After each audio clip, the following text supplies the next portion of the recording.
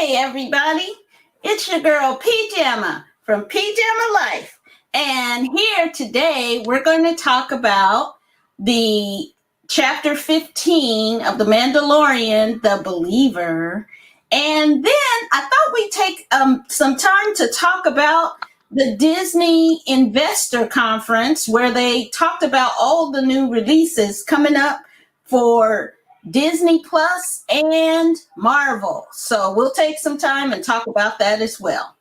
Okay, let's get started. So today, chapter 15, The Believer. And the story is about the team going to get a old enemy to help them on their quest. So why don't we show a quick trailer for the episode?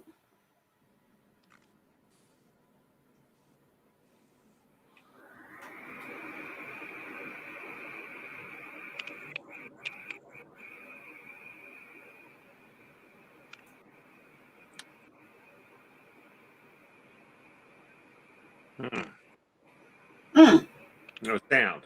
I think we're having trouble with the sound. A little bit. Well, you know that those talkies were just a fad, Pam. I think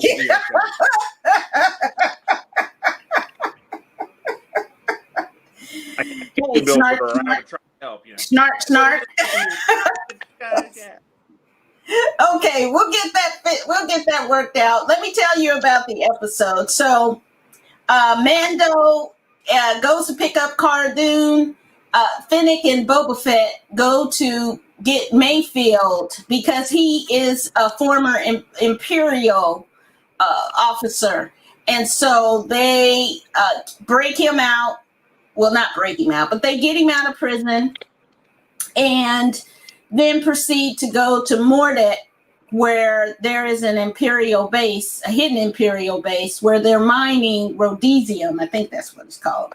A highly explosive and volatile substance, which they learn is going to be used to terrorize people and bring them back into the order, as it were.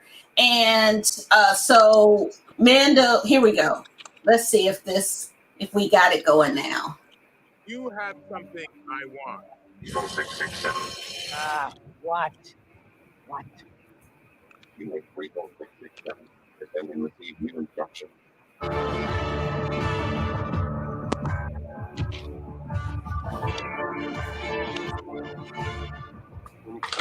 Marketing cruiser. We'll be back to the scrapyard. I'm working on that. The remnant base is set up and run by IFC.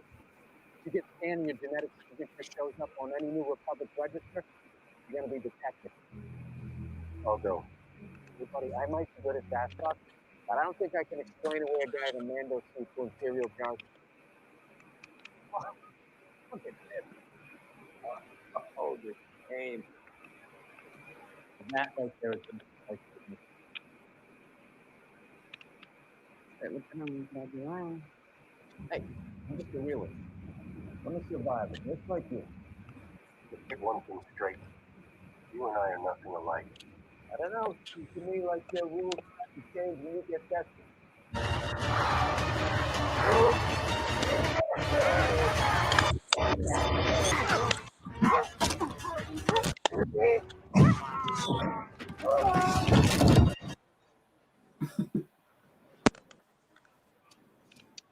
keep going there. Why not? You're the tank troopers who delivered the shipment of Redonium. Let's get a drink. Brown eyes.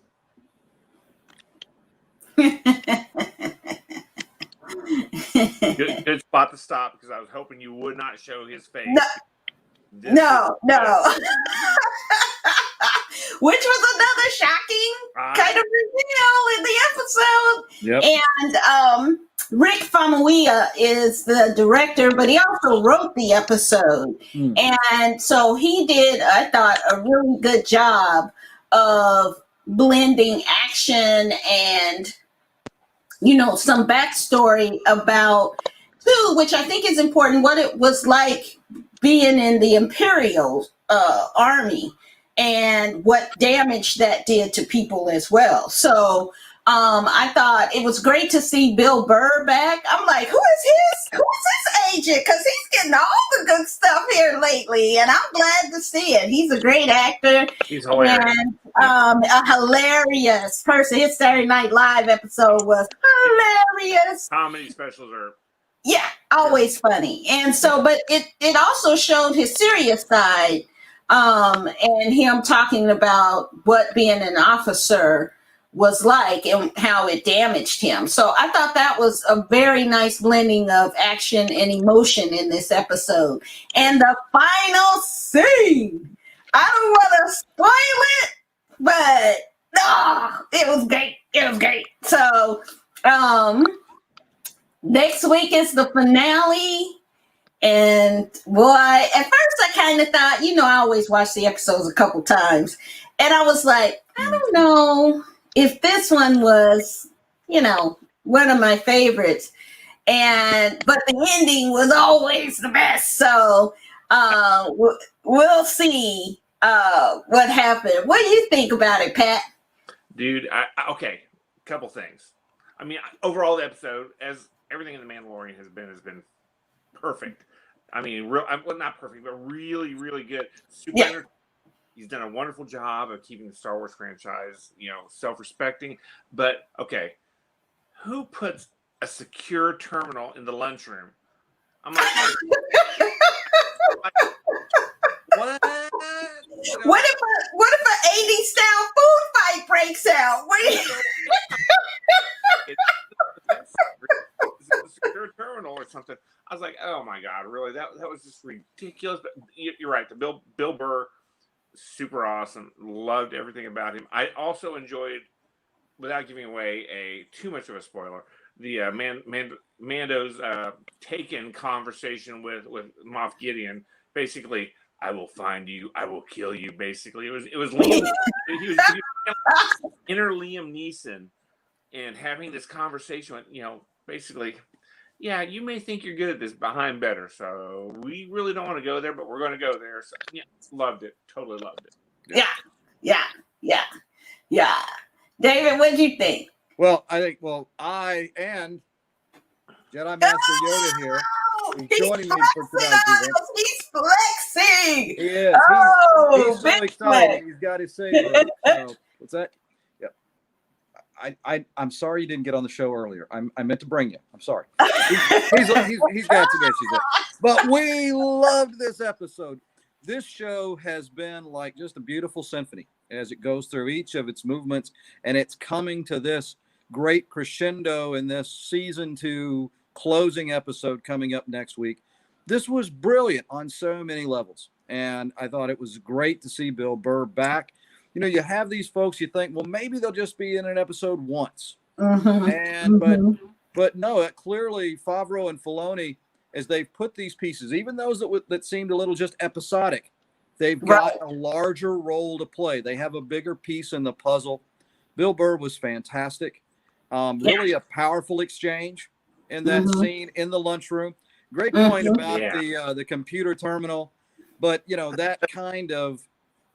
that type of, I don't know, the apocalypse now kind of sense here he had of a lost soldier and kind of coming to grips with that in front of his former superior officer. That was fantastic. One thing, though, and I think Patrick made a great point about the lunchroom top secret computer. One thing, though, I've never seen in a Star Wars I loved, Mando is up there defending that vehicle. His blaster runs out of ammo. I don't recall any blaster ever running out in Star Wars. Right. So that was a really cool real world kind of scene there. So that was exciting for me. You just throw it at him. What else? That's what you do. But that was a heck of a battle scene. I think there's much more to be said than just action, but a lot of great action in this. Boba Fett, Finn, Cara Dune, everybody kind of came back in a really nice way for this episode. Now, I did think it moved kind of slow, though. Even though there was action, I kind of was like, it was like like trying to run through sand, yeah, you might get there, but it's kind of dragging a little bit, and I wasn't sure why. And I will tell you that they have done more character development with Bill yeah, Burr than they did in the last 3 Star Wars movies with any character, including Rey. Yeah, I'll fight. Yes. come on, man. I totally disagree with that. I know you do, and that's okay. But I'm saying, no, they did so much character development, and that's why this series has become as good as it is because they are actually taking the time to make people you either care about, like, hate, whatever, but you get them rather than just do this surface gloss like they did with so many of the Star Wars characters in the last 3 movies. You're killing me. And it was interesting. My son, who's he's really turned into a bigger Star Wars geek than me, and I'm very proud of that. He told me that this was actually a mission on one of the video games, the convoy defense type of thing. It was like Star Wars video games. They're trying to really do a good job at bringing everybody who's into the Star Wars franchise, video games, in the games, movies, Clone Wars, the animation, they're all right now together and doing a really good job of tying all these loose ends into the main canon. Yeah. That's a good point. Oh, I'm sorry. Go ahead, David. No. I just say that's a really good point. I think there are connections there. And even with the Shore Troopers, and you had the uniforms that Mando and Bill Burr's character Mayfield were wearing, it was a hybrid of the Mud Troopers from Solo and the helmets that we originally see in Rogue One. So they are kind of merging all of those pieces together. Not a video game player, not since I lost all my quarters playing Asteroids. But that goes back, folks, let me tell you. But that's an interesting take. And I just thought it was all beautiful. I loved every moment of it. Well, I thought one scene was interesting in the lunchroom after the incident happened in the lunchroom. I don't want to say what happened. The incident. Another trooper just kind of stood there and watched. And I was like, what? That's interesting. And then, and then they fired on it. He fired. But for a minute, I was like, maybe he's just going to be like, oh, well, I guess I'm next in line. I mean, promotion. Yeah. Which I actually wish they would have done if he would have been like, well, sucks to be you, bro. And just kind of left with his lunch. I thought that would be even better. But I just thought that I want to see more. I know next week is the final episode. I think it might even be supersized. So I think it might be a little longer. So hopefully we will, get a full hour at least out of it. And then we'll have to wait. And then we don't know how long we'll have to wait because with everything going on, they may not be in production for a while. So I hope not, but I don't know. Well, Mando has a mask, right? And the stormtroopers, technically, so they could do some of it if they wanted. So, I mean, and I was thinking today, too, where are they filming? Because it kind of looks like Hawaii, maybe. When you look somewhere, maybe if they're in like remote locations and they don't use as many people, then maybe they could. But if you look at the credits, it looks like 1,000 people are working on the show. Well, so there are probably. You got to consider there's not just the people that are actually on site production, but you got to consider the special effects people. That's a big quantity. It's a big operation. It is. It is. Yes. Yeah. So that's why I'm like, we might have to wait until 2022 or late 2021. As a Doctor Who fan, I'm used to this. Okay, we've been 2 years without a new Doctor Who. We get one at Christmas, but this is just kind of the way things go with this COVID stuff. Is terrible. But you did, I know you're doing on the show today. We're going to go to the Disney stuff. They've got a crap ton of stuff coming out soon. Well, why don't we get to talking about it? Segue. And so how about that reveal at the Disney Investor Conference? So if we could show the Star Wars, at least the big three, Obi-Wan Kenobi, Lando, and I'm going Ahsoka. to call that the Calrissian Chronicles. Sorry, not Lando. It's the Calrissian Well, Chronicles. and I was hoping they would just call it Kenobi. I just thought that would have been cooler to call it Kenobi. Or Obi. But it looks like Ahsoka is going to be about the continuing tales of Ahsoka Tano, and it's in the Mandalorian universe. The Obi-Wan Kenobi show is about, it begins 10 years after the revenge of the Sith, and Darth Vader will be a part of the series, so probably expect a big fight scene out of that between those two again. And Deborah Chow, who's directed some of the episodes in The Mandalorian, is going to be the feature director in Obi-Wan, and she's fantastic. So her episodes were fantastic in the first season. So I'm looking forward to that. And Lando is going to be, I guess they call them event series. I guess that means they're only going to be like maybe 6 or 8 episodes. And it's going to be about his, about adventures he's had.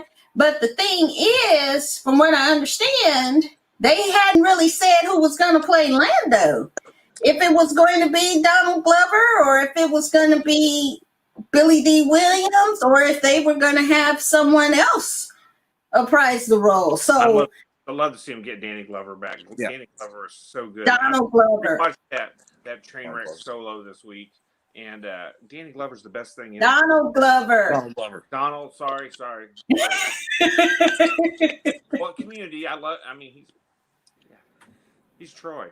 But yeah, he was so good as Lando. I mean, he really channeled that young Billy. I'm saying. Well, okay. So here's my take. I didn't think he quite landed the suaveness of Billy D. Williams, but I mean, it was okay. I could get it because as you get older, you get more smooth. So there you go. But Wine. yeah, it just got better with time. So it's interesting that I just thought it was interesting that apparently they didn't say that, and that would have been key to me to say, it's going to be Donald Glover and or Billy D. Williams. So it'll be interesting to see what they do. I hope they don't try to recast it, because that would be ridiculous to me. That won't stop them. It depends on what they've got, who's available, who fits the role. Donald Glover, he's got fingers on so many pies. Yeah, I mean, he's got 2 Emmys, I think, and Grammy, I think. Grammy, and he's out there doing it. So I'm super impressed with his work right now. That his show Atlanta, woo! If you haven't seen that, it is fantastic. So definitely check him out. Also, what's coming out is Rangers of the New Republic. That's also a spinoff of The Mandalorian. Yep. Now, what I was upset with, and I'm hoping that they someday bring out, is Jar Jar of the Sith, baby. The time that Jar Jar was Imperial Senator and mix in Jar Jar and Palpatine and kind of make a Sith TV show. Oh my God. Disney, if you watching, that's the $1 billion idea right there. That's a $20 idea. Oh, please. That would be amazing. Amazing. They've hired Ahmad Best. He's actually doing a show somewhere on Disney right now, which I thought was actually very good for the actor. Yeah. I mean, it's tough to play a character that is beyond polarizing, I think, in many ways for a fan base. I think it's safe to say. And I mean, you get a chance to be in Star Wars, the first one since '93. You're going to jump at it. And there was so much merchandise for him. It's a tough spot for him. So I'm glad that I'm glad he's working. I'm glad he's part of the Star Wars Yeah. family and getting a role. He's a very handsome looking Jedi Yeah. in that young kid's show. Yeah. So that's exciting. Hope Donald Glover gets the Lando gig. That would Yeah. be amazing. Mm-hmm. But I'm waiting. You haven't mentioned the show that I am jumping up and down about that's going to be on here. Which one? Andor. Oh, see, Diego you Luna. gotta talk about the other ones because they're in the extended universe that I haven't had a chance to look at. Oh, okay. It's they got a great little preview trailer with Diego Luna and many of the people working on that. That's a fun thing. I assume that Alan Tudyk is going to be back to play, Kay. So I am beyond thrilled about this Empire era show. It's my favorite time of the galaxy far, far away. Mm-hmm. But you got a lot of things to choose from. Whatever your favorite genre is, Yeah. there's a place for you on Disney Plus. Yeah. I mean, and now, what do you all think about? Are they trying to stuff it too full so people might get sick of it? Or do you think they have a good plan like Marvel had? I'm hoping they've got a good plan. The What thing is, do they have? I can't speak No. But well, I don't think they can oversaturate it. They're going to be hits and misses, just like with everything. I mean, there's going to be some of these that are going to be really good. There's some going to be really terrible. I have a feeling. You It's think just, so? well, I do. I mean, it's just because there's going to be stuff they're going to try. It's not going to stick. They're going to have maybe the wrong director, or the wrong script. I mean, they're doing a lot of stuff right now, and that's cool. I mean, Disney Plus is kind of the hot streaming service. Because they 86 million subscribers. I mean, You yeah, can't beat that. they are flush with money. They're doing what you do when you got flush. You're flush with money. You spend it. You start a crap ton of shit. Some of them are going to be better than others. They're probably all going to be decent at best. Yeah, There's going to be something really good. There's going to be something that's just it was interesting. It was good, but I mean, I don't know how it's going to shake out. I'm super interested in the Marvel stuff, but okay, let's talk about what movies are coming out with Marvel up until I think 2023. Let's look at their slate. I mean, you can't see a ball, baby, but is WandaVision, which will come out next month, January 15th. Falcon and the Winter Soldier will come out in March 21st, 2021. Okay. Then you have Loki, Doctor Strange, Black Widow. Now, what I'm super excited about is Ant-Man and the Wasp Woman and Quantum Vision with Jonathan Majors as Kane. And that I have loved Jonathan Majors. He got his big breakout role in The Last Man in San Francisco. He did an amazing job in Lovecraft Country as the title character of Tick, and just did a phenomenal job with that. And so him jumping into the Marvel universe signals big things for him, because apparently that, now I haven't read that series, but apparently that character is in several different books, comics. And so he could be over several movies as the villain, and he's apparently, but the one thing, it just fills me with dread and dismay, he's a master of time travel, which I can't stand time travel movies. So now I'm a support, but I'll be gritting my teeth and holding my stomach because I just despise all things time travel. So I kind of, when I talk about Doctor Who, I guess I'm sorry about that. Yeah, I mean, Doctor Who is Doctor Who, but I mean, it's just Doctor Who. But I don't watch Doctor Who either. But but I think that and another big announcement, which I felt was super gracious and important was that they were not going to recast Black Panther and let Chadwick let his role just be for him. And I thought that was super important. He just turned the whole Marvel universe around with that character, and no one else could play that. I wouldn't recommend anybody try to jump into the suit after him because it was his role, you know. So I just thought that was really a classy move on Marvel's for Marvel to do that. And hopefully, unlike somebody, I couldn't stand Killmonger, so I hope they don't bring him back as a villain.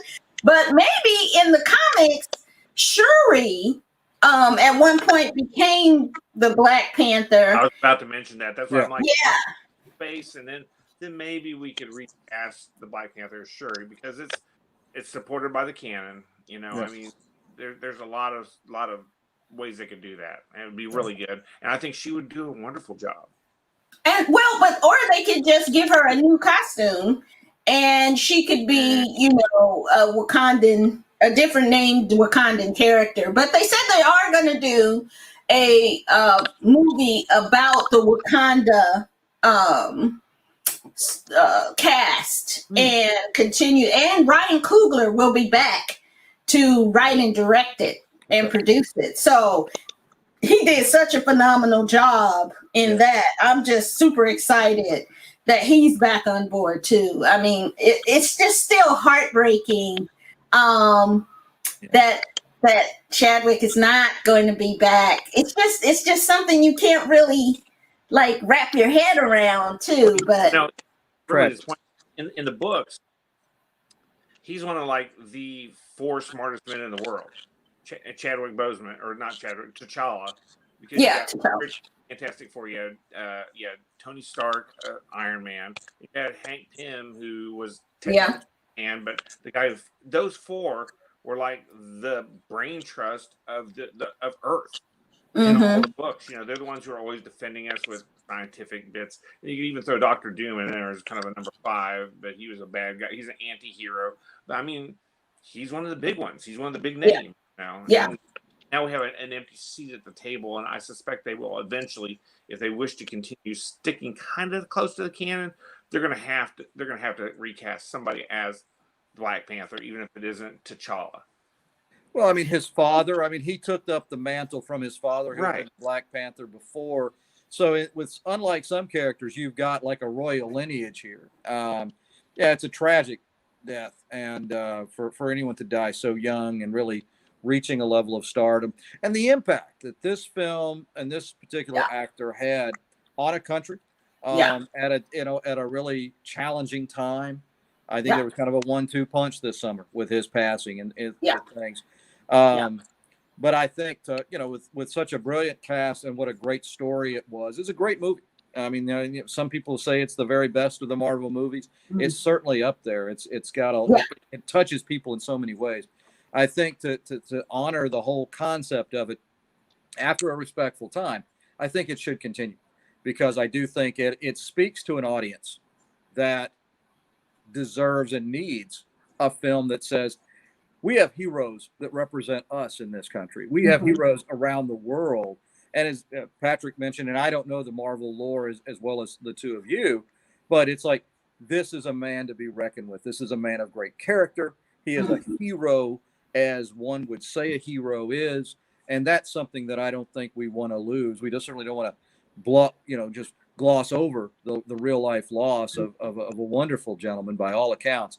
But it is something, this story is too important, I think, for a significant part of Americans and a significant part of the world. And, I'm not trying to sound overly dramatic, but it is. It touched people in that way. Yeah. And I think that it would be interesting to see how they would do that.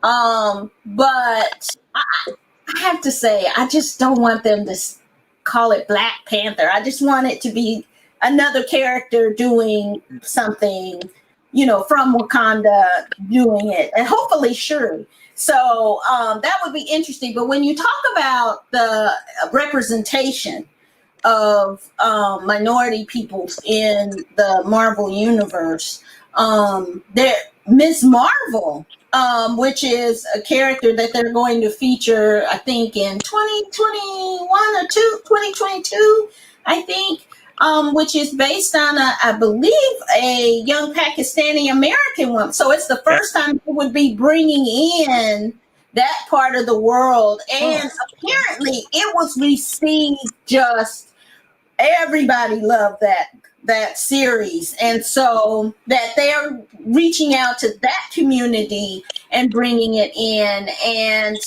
some of the I forget the one that is a it's more of an Asian superhero story, like a, is it, say it again? Shang-Chi. Yeah, Shang-Chi. Yeah, because that they just really actually restarted that book. I want to say about 5 months ago. They really started. I mean, because he had been a player character in like a lot of like Iron Fist and some of the New York stories, the second tier superheroes. But Shang-Chi's, I'm excited about seeing that. Like you said, the Ms. Marvel, Kamala Khan, she's also Muslim, and they're showing some. I mean, great. I mean, that plus, if you actually follow the Spider-Verse stuff, Miles Morales was, you have a black Spider-Man. You have definitely some really cool stuff going on. If they want to just kind of broaden out of the core, the golden age stuff, which is what they've really stuck to, really. And they've done a really good job, except for everything but the Fantastic Four, which is a dumpster fire. And sometimes, maybe the third time's the charm, and they'll get it right eventually. But. Yeah, I don't know. I did love the Silver Surfer. I just love the image of that character gliding around the universe. Well, let's do it with the Fantastic Four, because Norman Rod is a wonderful character. He's a guy who stood up and saved his world and sold himself into slavery in order to save the entire civilization. What a great character! And then he rebels against his master and stands up to basically the biggest power in the universe. I mean, great stuff. Great stuff. If they want to have time to develop it, I know the special effects would be really intensive and it's going to be expensive for that movie, but I expect that's holding them back a little bit. Well, they haven't been. That last reboot was terrible. Even though it had Michael B. Jordan, I was like, "Well, this is a mess. This is not good at all." And so I just thought, nah, I don't know about that one. But the others, like Loki and what was that other one? WandaVision, Winter Soldier and Falcon. Yeah. Great. There was one I was kind of like, Hawkeye. I mean, come on. What if looked about like pew pew pew with the thing? Come on, man. Hawkeye is playing Batman. It's like, why doesn't somebody just shoot a powerboat? Boop, no more. I mean, come on. Hawkeye is the most like, in modern day Robin Hood. The one that really interested me was What If. They showed a short trailer from which was the What If was a comic book they did through for a couple decades, where they would like the Watcher, who is this eternal being who would look at everything, and he would also see alternate timelines, which they kind of hint at in game when the one says if you take the time stone from here, the timeline changes, and if you put it back, but things will be different. Well, this is like, what if the timeline changed at this particular point? Because there's all these alternate realities where, like, Steve Rogers wasn't Captain America. It was Carol Danvers, and she becomes Captain America, and she's a female Captain America. What if Captain Britain was not Brian Braddock? They showed some really cool trailer, and there was some really interesting what ifs. Like, what if T'Challa got picked up by Yondu instead of Peter Quill? Super cool ideas. And they can go everywhere. Yeah. Did we lose Pam? I think we did for a second. Oh man. Well, hopefully she'll be back here. Though, those sound really good. I saw the trailer for Loki, and it does apparently seem to have some. If it's not an alter universe, it might have some time travel in there. So I don't know if Pam might like the time travel, but it does seem to be. That looks like it'll be fun. I mean, he's a really kind of a great little villainous character. So I think that could be interesting to watch. They did a lot of rehabilitation with him in the last movie where he. Yes. Oh, sorry about that. We carried on that. I'm back. I'm back. We're happy to have you back. They did a good little bit where Loki carried did his kind of tried to save Thor and protect Thor and save the universe. He is definitely an anti-hero, but he's pretty interesting as an anti-hero. Yeah, Tom Hiddleston does an amazing job. Yep. Yeah. I mean, it's fantastic. But I think and I heard they're just going to give Taika Waititi a movie. They didn't say what. They didn't say who. They just said Taika Waititi is directing one. So get ready. And I was like, I'm here for it because Thor Ragnarok was my favorite of the Thor movies. I thought what he did with that one was just phenomenal. And I'm looking for him to just direct anything. I think some of the directors that are lined up with James Gunn coming back to Guardians of the Galaxy. I don't know about this holiday special Guardians of the Galaxy that's coming up, and what could go wrong, Pam? Those are like the best things ever. What could go wrong with a holiday special? I know, and that's why I'm like, ooh, there's so much danger to that one. They could go real left. I know. Maybe they'll have Rihanna come in like Diane Carroll and do some sexy stuff. Dude, it would be terrible. But it would be terrible, yes, exactly. Hey, train wrecks are fun to watch sometimes. I'm just saying. Oh, and let me say, hey to Tim Windsor. He's our super fan out there. So hey Tim, good to see you. Thanks for joining. And all those who are supporting us, we really appreciate it. And look forward to people coming back next week. Oh, and the other big news out of Hollywood we didn't get a chance to talk about last week, but this week, Warner Studios announcing they're releasing their entire slate of 2021 movies on the theaters and HBO Max. Yes. Oh. Theaters, thank you, Lord. Ooh, thank you, because I sure wasn't about to get up in nobody's theater no time soon. Nope. So I was just like, well, I guess I won't be able to see Wonder Woman. Christmas Day, Wonder Woman. And of course, we'll review Wonder Woman once it comes out and talk about that one. But talk about what you all think about the Warner news about releasing, because this is a game changer. I think we'll look back on 2020 and this decision, and this might change the entire industry for a long time to come, where streaming just might become what it is. It might overtake the actual movie going experience. Talk about what you all think about that. Well, the thing is, they've got to find a way to monetize it. That's what it really boils down to. Right now, it's unusual circumstances. No one's going to the movie theater. I'm not. I'm like one of those. I was like one of their target best audience. I went to the movies all the goddamn time. Mm-hmm. I'm not going to go to the theater right now because I'm also old, and I'm getting to the point where I don't want to get COVID. Thank you very much. So I'm not going to go to a movie theater. So they found a way to get their movies to me, but they got to find a way to get my money from me. And, which is a big deal because these movies ain't cheap. And I know there's been a lot of pushback from directors and Yeah, the creatives are furious with it. It's because they're not going to make money. They make their money. They all of them get a percentage of the box office, and they're not going to get that kind of big check that they thought they were going to get check because they're releasing straight to video.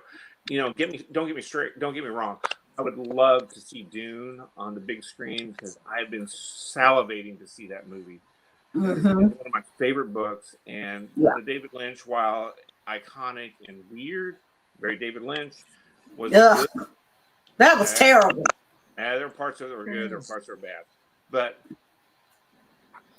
I'm so excited and stoked to see Jason Momoa, Bernie Halleck, and see I mean some of these characters. The casting looks really good, and I'm super excited to see it. But I'm not going to go with my ass in a movie theater. No. But I'm going to see it at home. But they figure out how to get the money for me. Right. You know, I didn't buy Mulan because I wasn't that stoked about Mulan. But if it was in a theater, I might have seen it. But they got to figure out. I definitely was going to see it in the theater, but it's just something about paying $25 extra to sit in my house and see it. Nah, son, I'm not gonna do that. It changes everything. If the vaccine, and obviously the vaccine it's coming, and we had great news of the FDA this week, but it's going to be slow, and so we don't know how they're going to have to update the vaccine as COVID mutates, and it's going to mutate. What this does, though, I mean, it is going to probably, in some respects, shrink the movies because without the kind of box office, you're not going to be able to command the salaries. You're not going to be able to command maybe the money for the CGI. But I will say this: when television, started to become very accessible in America in the late 40s and through the 50s, the movie industry was terrified, and they came up with the drive-ins. It's like being in your home in the car. And teenagers all over America were very thankful for this. If the vaccine is taken, if the vaccine actually the drive-in theater is coming back because of coronavirus. But if the vaccine works, I think you're going to see people. I think the movies will slowly rebound because people want to get out of their home. People want to get out of their office.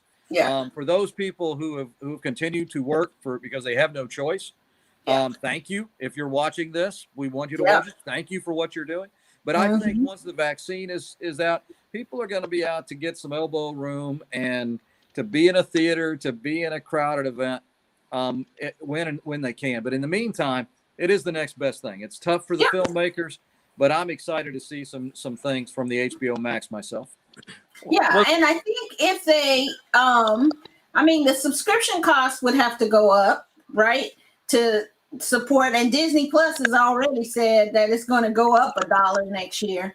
And I know, right? But when you have 86 million subscribers, you can still keep it at a reasonable cost. But HBO Max, that one hasn't done as well. I think they only have 10 million or something. It's not a big number.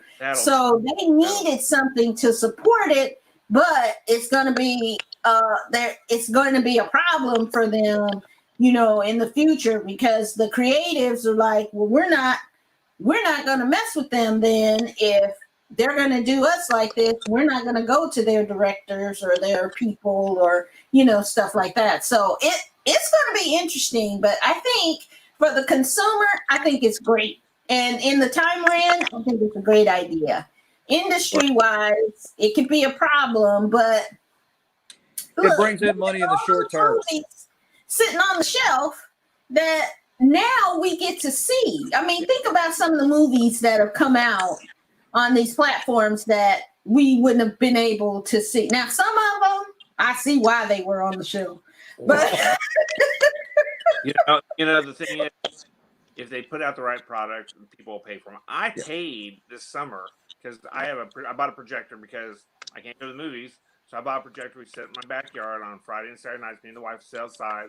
We'd watch streaming TV or streaming whatever we were watching. We watched Schitt's Creek out there.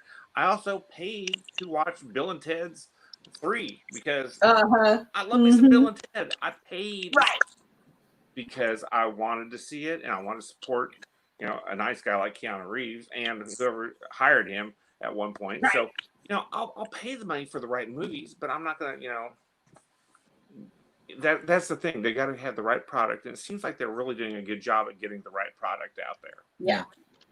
I So agree. that's going to be the big change I think we're going to see, along with everything else that's changing as a result. But I think this just sped up the timeline. Yeah. I think this was probably going to come, maybe not as soon as it did, but I think that the industry was moving this way anyway. I just saw that now Discovery is having Discovery Plus.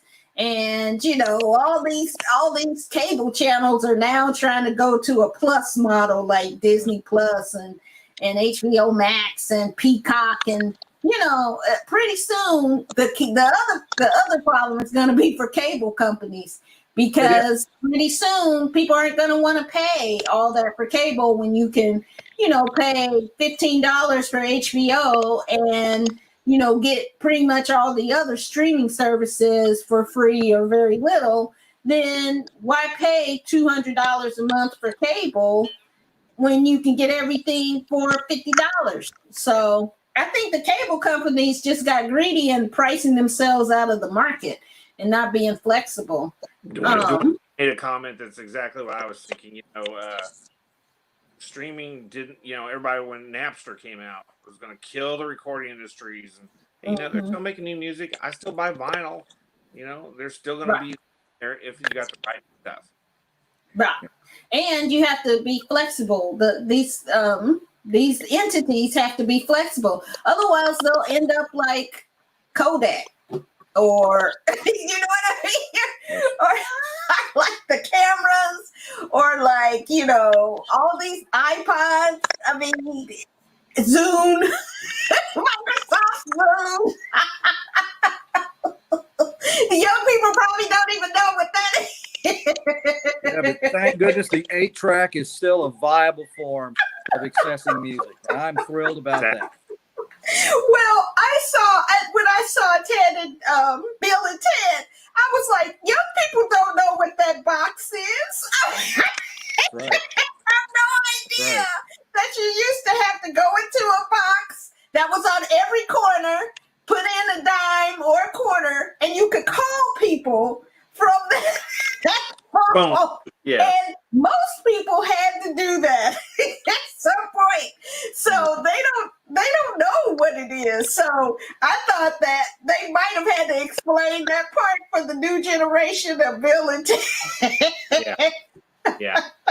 The same way with Doctor Who and the police box. I mean, outside of the TARDIS. They had a foolproof way of keeping a show going on for eons. We're going to change the character every so often. We'll have a new hero. They've even changed genders now. This phone booth. I mean, credit them in a lot of ways, but boy, that really ages the show. In a way, it's still a fun show. I like it, but it does age it today. I think we just showed how old we are, and we all probably need to get to bed right now.